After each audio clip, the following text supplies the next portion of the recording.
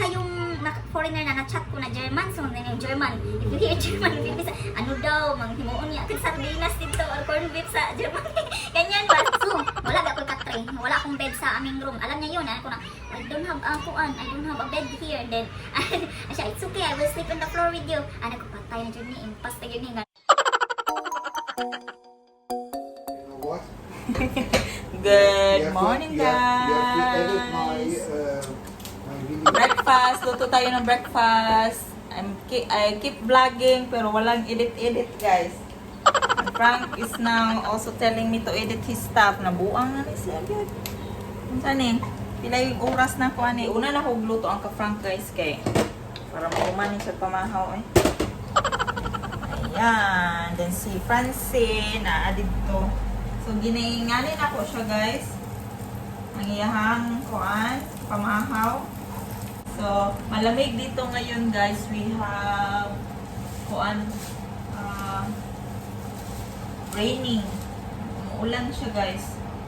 So, ginaganan ko siya. Piniflip. Butter yung ginamit ko para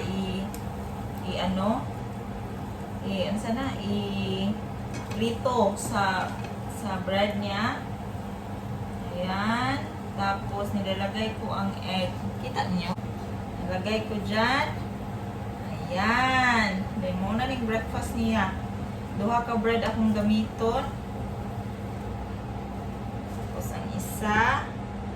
Ana, para init po siya ang dusil coaster ba, guys. Tapos kami ni Ella, ang kanon ron. Si Francine, namahaw na siya. Nag-breakfast na din si Francine. Ngani po diya ha, pero butter lang at saka this bread, brown bread nila dito. Flip na ako para mo init-init lang siya gamay. Yan, tapos lagay na ako na. Lagay na ako ang sa ibabaw yung ang itlog. Yan, tapos iano ko lang ng kadyot ng konti. Tapos muna ni pamahaw ni Frank. Usahay ra po di ngani guys. Ngani ra sa una sige na ko siya pamahawag yan pero karon natapula naman ko kay daga nagatimanunon mahaw na siya kung ang toast lang niya ang bread ay ang bread or usahay jamra o Nutella ang palaman. So muna ni hindi pamahaw niya. So this time so karon na pong breakfast guys. Akong atimanon. Here. Bread? Here, I did a fried bread. Kuya mag-in-English eh. Breakfast niya guys, mag-una siya kaon kay para di mabugnaw iyang food kay kani sila diri di man ni sila hilig og bugnaw guys. Gusto na always warm ang food. Kaya mag-una siyang sa living room, dalhin niya yan doon. Minabuhi ra nag-iya. Go outside in front of the house.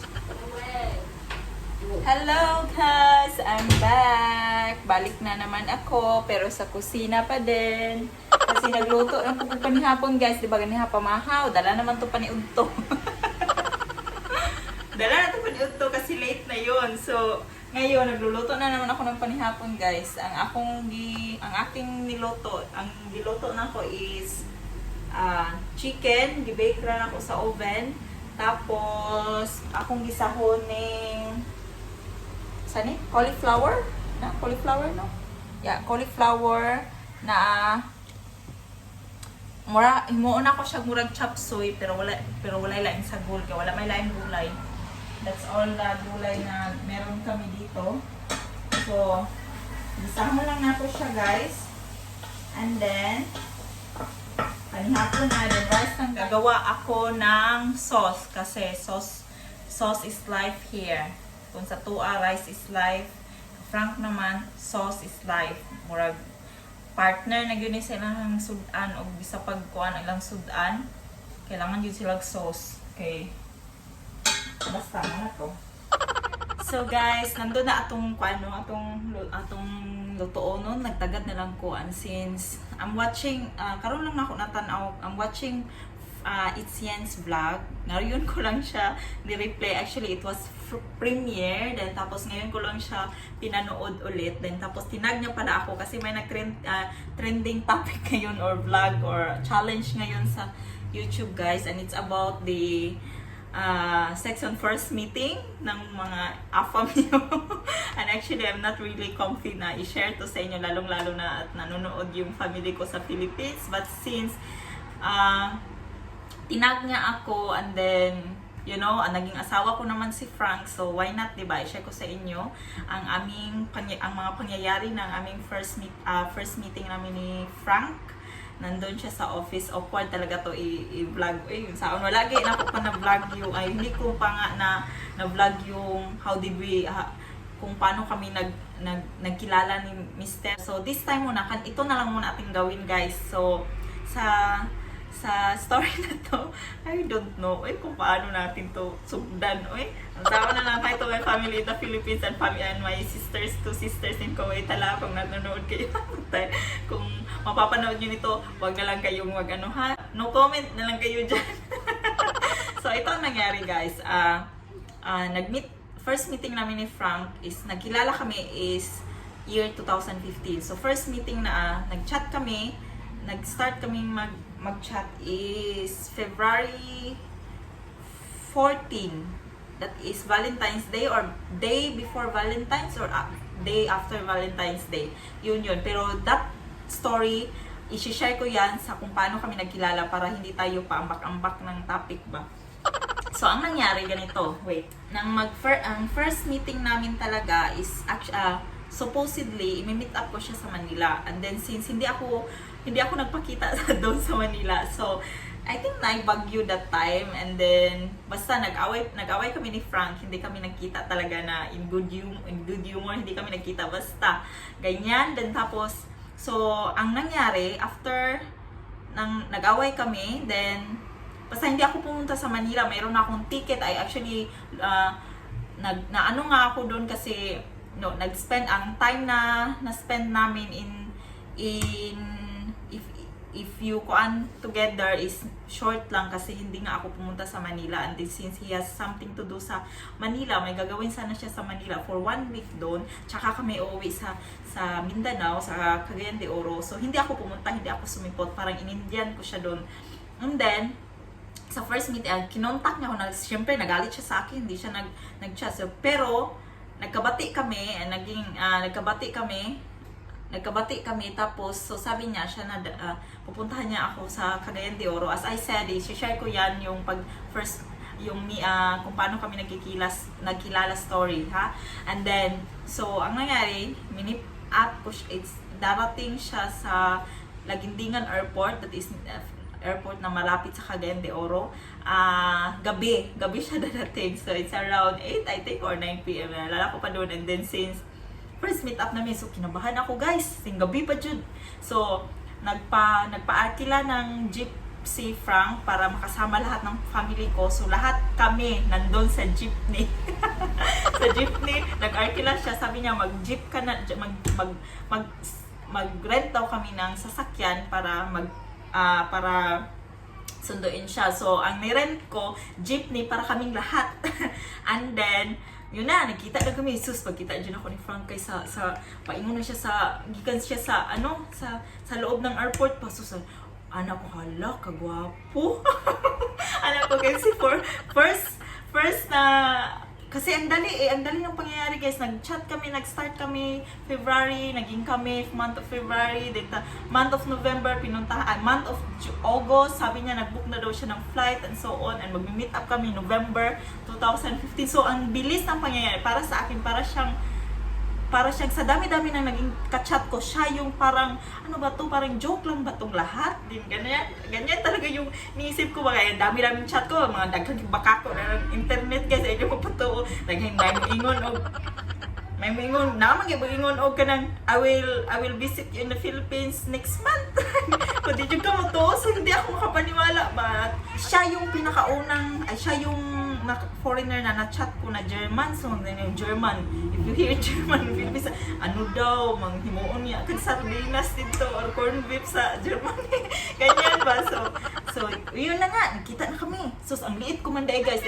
I'm already tall. Kung nasa Pinas ako, matangkad na talaga ako, guys. Sa height ko na to, matangkad na ako. Hindi, natangkad niya, guys. Tapos, hindi pa siya masyadong bodybuild pa siya that time, guys. Parang ano ba, fresh pa from you know, from mura pag ulit tao. And then so ayun, nagkita na kami. Tapos pagdating niya, kulbaan ko si nagkita na kami, nandun na kami sa bahay kasi hindi siya nag-hotel, guys. So kasi gusto niyang makilala yung family ko. Hindi siya nagstay sa hotel. So that means matutulog siya sa bahay namin. And then sa kwarto ko.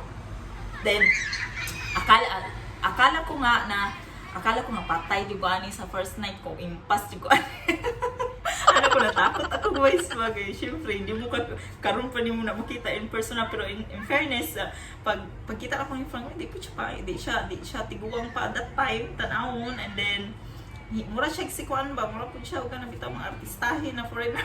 And then yun, nagkita kami din, kumain muna kami doon sa trinip niya muna yung family ko, kaming lahat, family ko, relatives, may auntie pa nga ako, basta ang dami namin sa jeepney ng mga bata. Then trinip niya pa nga kami kumain muna kami sa Greenwich, tsaka kami umuwi sa bahay. So ang nangyayari, ang taas na ng time na na-spend. So dating naman sa bahay, chika na naman, getting to know each other. Pero yung cousin ko, may cousin ako, mura lang siya patay juga na Ate Jane karong gabi. Anak ko na, ayaw mo panguan ha. At least naging asawa na ako siya, guys. Around 3 AM na ata kami, hindi pa nga siya dapat matutulog kasi gusto niya magchika-chika pa, chikahon man si Franco, and very friendly and very guys ba, parang mudagang politiko ba. And then so wala ba ako katre, wala akong bed sa aming room. Alam niya yun, ako na, I don't have a bed here. And then siya, it's okay, I will sleep on the floor with you. Anak ko, patay na dyan ni, impas na yun nga, matulog din siya together. Kasi I was expecting na may siya, it's okay, I can sleep here in the couch. Pero ang aming couch talaga noon, guys, that time, guys, is very small. So I don't know what he was, hindi ko alam kung anong tumatakbo sa isip ko. Anuhin ba niya ako that night or ano din. Hindi ako, syempre, first meeting namin, syempre nagligo ako, nagpabango ako that time before mi nagkita before namin siya sinundo. Ang liit ko noon talaga, guys, very petite, very small, very slim talaga ako. 45 kilos lang ako nung nag-meet kami ni Frank. So, and he is tall, pero hindi siya mataba na same ngayon na meron pa siyang tummy. Parang siyang bodybuild talaga ba yun. Hindi ka talaga na maano sa kanya na, uy, kahilas ba? Uy, sige, ganyan. Tapos, ayun, natulog kami sa kwarto. Nagbanig ni. Padyo'y up nilabay na kakrutch yung labay sa kong kwarto anong gabi kay di man ko makatulog, guys. O sa una sa balay hindi ako nakakatulog pag switch off ang light, and siya hindi man day siya makatulog o switch on ang light. So switch off ang light ko, patay na jud ni impas, tulog na mi. Alam mo ba, guys, hindi niya talaga ako ginalaw, guys. Hindi niya talaga ako hindi niya talaga ako yung parehang sa ibang foreigner ba, ni respeto niya talaga ako. Tapos natulog lang talaga siya. Tapos ako ako po na-shock yung taong ko kay nahadlok na ko anong first night na mo kay syempre no kay before mi nag-meet, nag-process na kasi siya dito sa Germany sa papers namin na para makapunta ako dito. So that means it's sure na talaga na magiging asawa niya talaga ako kasi prinasis niya dito, though hindi pa kami nag-meet. So yun nangyari, sila patay, sana usaon na lang jud ni. So yun ang nangyari, guys, hindi niya talaga ako ginalaw, guys, nirespeto niya. Tinanong ko siya after married na namin, nandito na ako, tinanong ko siya, bakit hindi mo, ano yung nasa isip mo that time ng first meeting? Kasi lagi namin yung pinag-uusapan kasi, guys, yung mga first meeting namin, yung mga unang pagkikita, pag-chat, ganyan. Tapos ayun nga ang nangyari, guys, na hindi niya ako ginalaw sa first meeting. So that is the answer.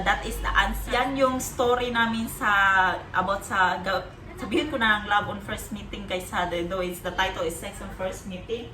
So walang nangyari sa amin sa first meeting. Then tinanong ko yan siya later on about John ko, bakit di mo ako inalaw? Kasi sabi niya, gusto niya daw maging comfortable ako sa kanya.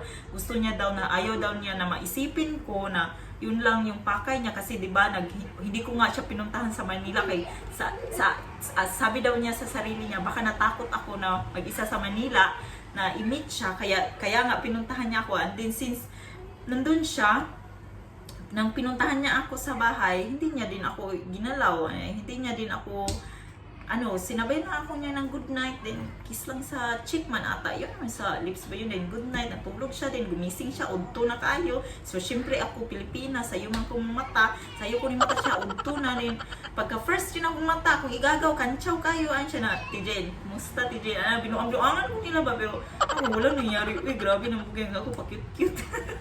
So ayun guys, walang nangyari sa aming first night together, or that time, then so, may nangyari sa amin yun na malapit na siya umuwi, guys. Yung palapit na siya, pabalik na siya dito sa Germany. So, doon lang may nangyari sa amin. Pero sa first night, wala pong nangyari sa amin. Ayun. Kasi ano lang siya, guys, since ang vacation niya that time is only 10 days ata, or 10 days lang ata yung vacation niya. Tapos 5 days, 1 week, 5 days siya sa Manila. And then, na timing po that time, magkatong ASEAN bitaw guys, na ang mga flights canceled that time. So, he needs to go back in Manila 2 days before his flight, 1 day before his flight. Then, his plan is to go back after that day. Yung flight na talaga niya ba, yung next day flight na niya or next night, but since wala, so napilitan siyang mag-book ng flight 2 days ata before the flight. So, yun guys. So, yun ang story ng aming unang pagkikita. Hindi ako nagpa-cute-cute guys. Kasi I know you will say, sabi, pa-cute-cute ng bayhana niya, bisan nanay, hindi. Sabi niya, nirespeto niya pa din ako kahit sa yung Pasko, ganun, may mga bad experience ako sa Pasko, nirespeto niya talaga ako. So, I'm really in the right hand ngayon guys, na nandito talaga ako sa tamang lalaki guys, na nagpasalamat talaga ako na na-meet ko si Frank. At I think it's really destiny kaming dalawa, kasi yun nga, di ba, sa dami-dami ng nakachat ko, nakilala ko talaga si Frank.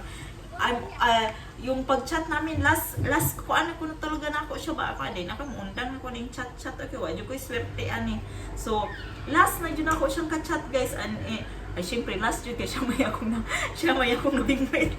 Pero, diba, last, murag ko ba, sa mobile lagi na ako siya na naka-chat kay, that time kay, murag wala na bitaw ko interest yun mag-chat, murag feeling sa ako, wala na basta lang good niya, basta anana lang I didn't, wala tayo, hindi ko talaga inakala na magiging kami guys. Ang bilis ng pangyayari, di ba, sabi na, German masama ugali, yung mga daw ka, sabi nila, stricto, yung, pag-meet namin ni Frank, alam ko na talaga, first few days na magsasama namin, alam ko na talaga na I'm in the right hand talaga. Sure na talaga ako na hindi na ako dapat matakot sa kanya. Sure na talaga ako na siya na talaga yung future ko, kasi I think sinagot talaga ni Lord yung prayers ko na sana kung maminyo ko, sana kung makapag-asawa man ako Lord guys.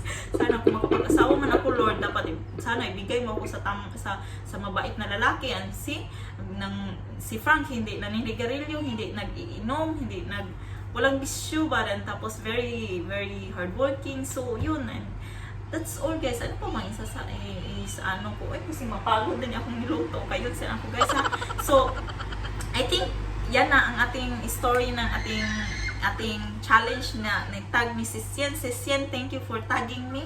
Ito na yung aking I accepted your challenge, at ito na yun. And then, so alam niyo na guys ha, i-sum up ko lang. Sa first night, walang nangyari. Sa second night, in the third night only. So, natatandaan ko pa yan. Third night or second night. Basta first night, walang nangyari. Kasi si Frank sa aming bahay, he only 5 days. 4 nights and 5 days, or 3 nights and 4 days. Basta, madali lang siya kasi yung nag-meet up kami, guys. Ang reason ng aming pag-meet up is emergency vacation yun sa kanya. Kasi kailangan namin mag-meet na, hindi talaga namin kailangan mag-meet, pero parang gusto, kailangan namin, para na lang sa aking German Embassy interview guys ba, kailangan namin mag-meet para at least kung tanungin ako sa German Embassy na may picture ba kami together, at least nagkita na ba kami in real life, at least nagkita kami ba, kasi yun nga, yun. So, I will kwento to you guys the rest in how did I meet my husband in the next video, kasi sa nakikita ko, it's running now 16 minutes now at I think at taas-taas na niya. So, that's all guys. Kung mayroon kayong mga katanungan, pero don't worry guys, gagawin ko sunod na video for paningkamutan ako na sunod ang susunod na video is how did I meet Frank na, para hindi ko na kayo inaano, kasi lagi ko na lang kayong ini-Indian din dyan sa vlog na yan. So, I will try na gawin yan by tomorrow or by the next day. Kasi madami akong videos na hindi na i-edit. Sana ma-edit ko lahat kayo tonight para super mom lang ba? So, wala nang chika-chika. That's all for today guys. Thank you all for watching. And I hope to see you again on the next video. And thank you talaga guys. God bless you all and have a good day.